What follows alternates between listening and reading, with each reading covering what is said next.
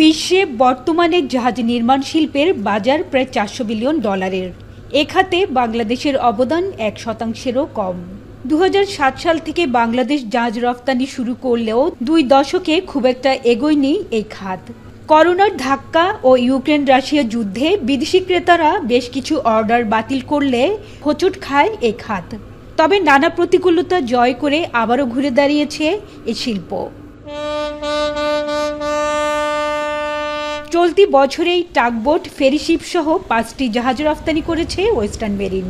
মায়া, এমি ও মুনা নামের 3টি ফেরিশিপ রফতানির জন্য আজ হস্তান্তর করা হলো সংযুক্ত আরব আমিরাতের প্রতিষ্ঠান মারওয়ান শিপিং লিমিটেডের কাছে।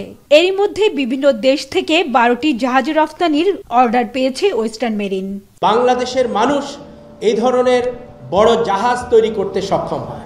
আমাদের পরবর্তী প্রজন্ম বিদেশে শিক্ষা নিয়ে বাংলাদেশের ব্যবসায় যুক্ত হচ্ছেন। আমরা অবশ্যই আশাবাদী সামনের দিনে এর চেয়ে বহুগুণ বড় শিপ আমরা তৈরি করতে পারব। জাহাজ নির্মাতারা বলছেন, দক্ষ জনবল, সস্তা মজুরি ও উপযোগী পরিবেশ থাকায় দেশের জাহাজ নির্মাণ শিল্পের অপার সম্ভাবনা। অথচ এ খাতের উন্নয়নে সরকার 2021 সালে নীতিমালা প্রণয়ন করলেও তা বাস্তবায়ন হচ্ছে না। ফলে প্রতিযোগিতায় পিছিয়ে পড়ছে বাংলাদেশ। ব্যাংক থেকে দীর্ঘমেয়াদে স্বল্প সুদে ঋণ পেলে বছরে $2 বিলিয়ন রফতানি আয় সম্ভব বলে মনে করেন ওয়েস্টার্ন মেরিনের এই শীর্ষ কর্মকর্তা। Our shipbuilders should have access to low cost long term finance, তাহলে আমাদের শিপবিল্ডিংটা দাঁড়িয়ে যাবে। বর্তমানে বাংলাদেশের রফতানি খাত কেবল পোশাক খাতের উপর নির্ভরশীল। জাহাজ নির্মাণ শিল্প এক্ষেত্রে রফতানির আরেকটি নতুন খাত হিসেবে সম্ভাবনার জন্ম দিয়েছে। আগামী দিনে বাংলাদেশ আরও বড় জাহাজ রফতানি করতে পারবে বলে আশাবাদী বাণিজ্য মন্ত্রণালয়ের সচিব। Our advantage is huge skilled unskilled manpower. I can say our worker, our manpowers are the best in the world. আমি আপনাকে একদম গ্যারান্টি দিয়ে বলতে, এটা আগে যারা নিয়েছিল 8টা, ওরাই আবার ফিরে এসে আরো 10টা জাহাজ, নতুন জাহাজ।